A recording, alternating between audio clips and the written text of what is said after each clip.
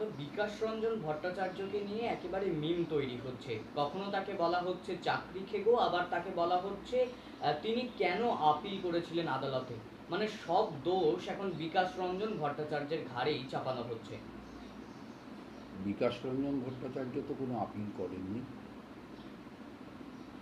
যারা নিজেদেরকে মনে করেছে তারা চাকরি পাওয়ার যোগ্য, অথচ তাদের বঞ্চিত করা হয়েছে, মামলা করেছেন তারা। বিকাশ রঞ্জন ভট্টাচার্য তাদের মামলাটা লড়েছেন এবং মামলাটা লড়ে এটা প্রমাণ করেছেন যে তার মক্কেলরা যে অভিযোগ করেছে সেই অভিযোগ সত্য। চাকরি দেওয়ার ক্ষেত্রে এসএসসিতে দুর্নীতি হয়েছে। সিবিআই এই দুর্নীতিগুলোকেই খুঁজে বের করেছে। দিবালোকের মতো স্পষ্ট হয়েছে যে প্যানেলের মেয়াদ উত্তীর্ণ হয়ে যাওয়ার পরেও বহু মানুষ চাকরিতে ঢুকেছেন, যা বেআইনি, যা অবৈধ। তদন্ত প্রক্রিয়ার মধ্য দিয়ে এবং সওয়াল জবাবে এটা স্পষ্ট হয়েছে যে সাদা খাতা জমা দিয়ে, এমনকি পরীক্ষায় না বসে অনেকে চাকরি পেয়েছেন। রাজ্যের একজন মন্ত্রীর কন্যার চাকরি ইতিমধ্যেই অনেক দিন আগেই এই একই কারণে চলে গেছে, যিনি প্যানেল জাম্প করে উপরে উঠেছিলেন। সুতরাং গোটা প্রক্রিয়াটাতে বিকাশ রঞ্জন ভট্টাচার্য আইনজীবী হিসেবে তার আইনি দায়বদ্ধতা, পেশাগত দায়বদ্ধতা, তার প্রতি সদর্থক থেকেছেন, আন্তরিক থেকেছেন। বিষয়টা জলের মতো পরিষ্কার যে দুর্নীতিটা হয়েছে এবং দুর্নীতিটা করেছে এসএসসি। এখন প্রশ্ন হচ্ছে, এসএসসি কি নিজের থেকে কোনো দুর্নীতি করে?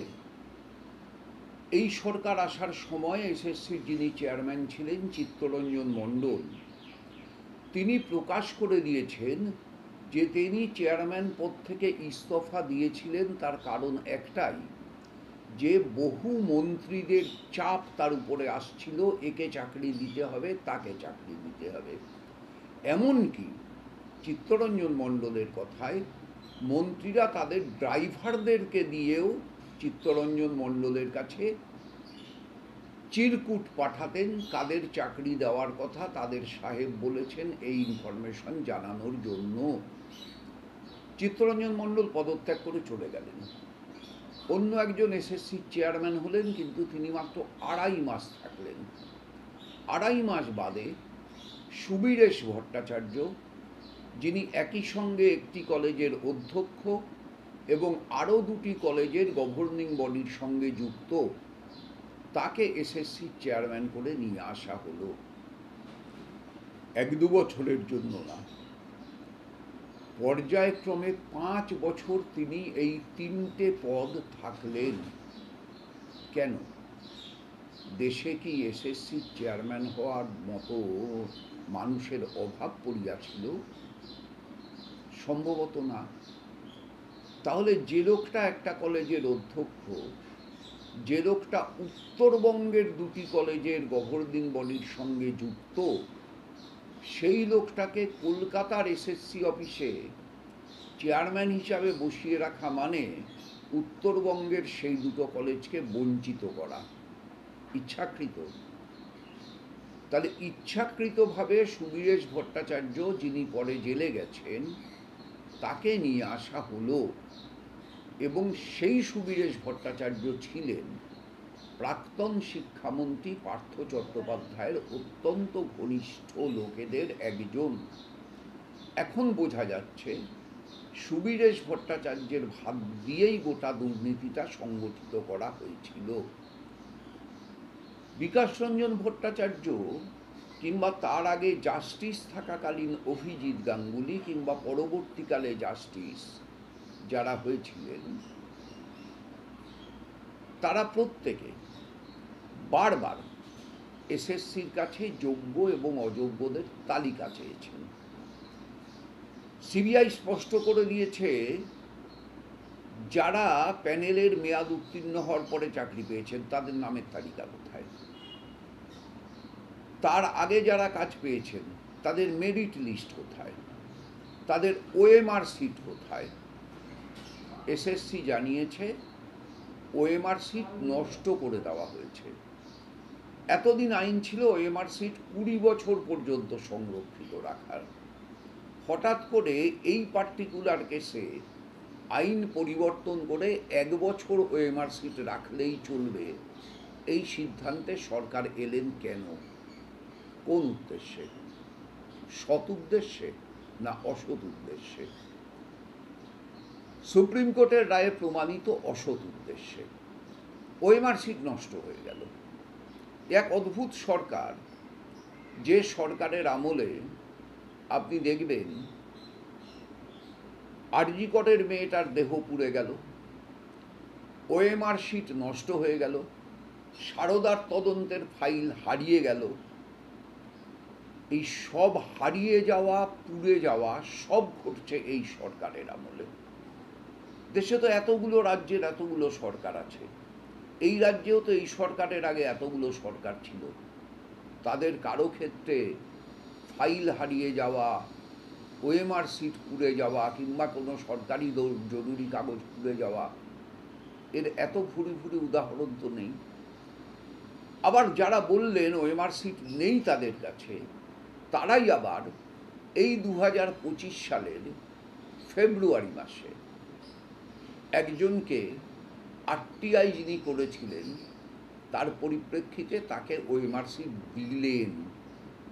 তাহলে যদি সব নষ্টই হয়ে থাকে, পুড়িয়েই দেওয়া হয়ে থাকে, তাহলে দিলেন কোথা থেকে?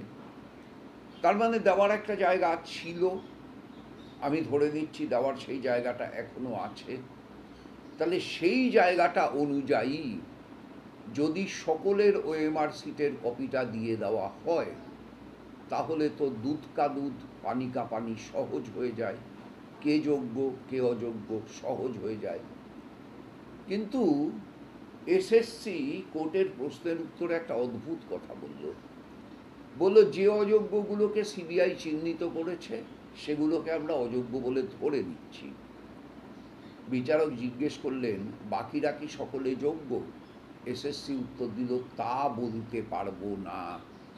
তার মানে সেখানেও অযোগ্য থেকে থাকতে পারে। এই একটা স্টেটমেন্টের মধ্য দিয়ে বিচারকদের হাত পা বেঁধে দেওয়া হলো যে গোটাটাই তাহলে ভুল তার মধ্যে থাকার সম্ভাবনা আছে। কেন বললেন এসএসসির আইনজীবী এই কথাটা সুপ্রিম কোর্টে দাঁড়িয়ে, হাইকোর্টে দাঁড়িয়ে, যে বাকিরা যোগ্য এটা বলতে পারবো না? বাকিরা যোগ্য এটা বলতে তাদের কি অসুবিধা ছিল? তাহলে তো 26,000-এর ভিতর 18,000-এর কাছাকাছি মানুষের চাকরি থাকতো, কিন্তু তারা সেটা বললেন না। খুব স্পষ্ট মুখ্যমন্ত্রীর নির্দেশে এসএসসির আইনজীবীরা তারা কোর্টকে বিভ্রান্ত করতে চেয়েছিলেন এই কথা বলে, এবং কোর্টের হাত পাও বেঁধে দিতে চেয়েছিলেন এই কথা বলে। তারাও চেয়েছিলেন সব চাকরি যাক।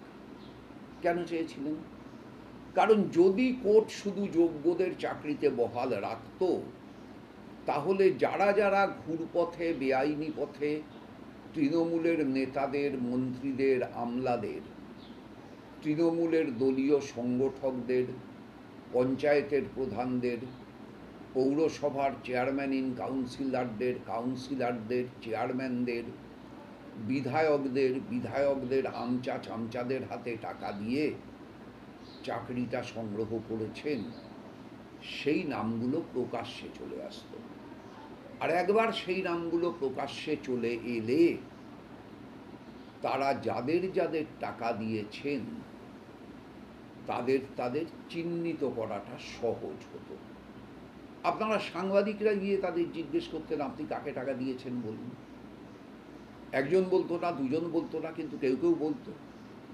তাহলে টাকা নিয়েছে কারা বেরিয়ে যেত, দেখা যেত তারা সবাই তৃণমূলের লোক। এবং এতগুলো তৃণমূলের লোক টাকা নিয়েছে যখন, তখন তাদের প্রতি আপনাদের সঙ্গত নিয়মে দ্বিতীয় প্রশ্ন হতো টাকাটা কি করেছেন?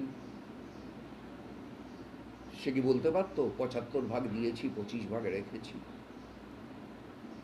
যদি বলে ফেলতো তাহলে 75 ভাগ কাকে দিয়েছেন, কার মাধ্যমে দিয়েছেন, চলে আসতো লিপস অ্যান্ড বাউন্সের কথা, চলে আসতো কালীঘাটের কাকুর কথা। তাহলে এতগুলো কথা প্রকাশ্যে আসার সম্ভাবনাকে নির্মূল করবার জন্য তৃণমূল কংগ্রেসের সরকারের কাছে একটাই রাস্তা ছিল, সেটা হচ্ছে সবার চাকরি চলে যাক, যোগ্য অযোগ্য বাছাই হবে না। তারা কোর্টকে সেই দিকে যেতে বাধ্য করেছেন। কোর্ট সময় দিয়েছে যথেষ্ট। হাইকোর্ট 3 বছর সময় দিয়েছে, সুপ্রিম কোর্ট 1 বছর সময় দিয়েছে যোগ্য অযোগ্যের তালিকা আলাদা করবার জন্য। তালিকা আলাদা করা হয়নি, যা আলাদা করা যেত এবং আমি বিশ্বাস করি যা এখনো চাই, সেই কাজটা করছেন না কেন? এই কাজটা না করে বিকাশ রঞ্জনকে গালাগালি দিলে বিকাশদার ভাষাতে উত্তর দিতে হবে। মানুষ বিপদে পড়লে ভগবানকে স্মরণ করে, আর তৃণমূল বিপদে পড়লে বিকাশকে স্মরণ করে।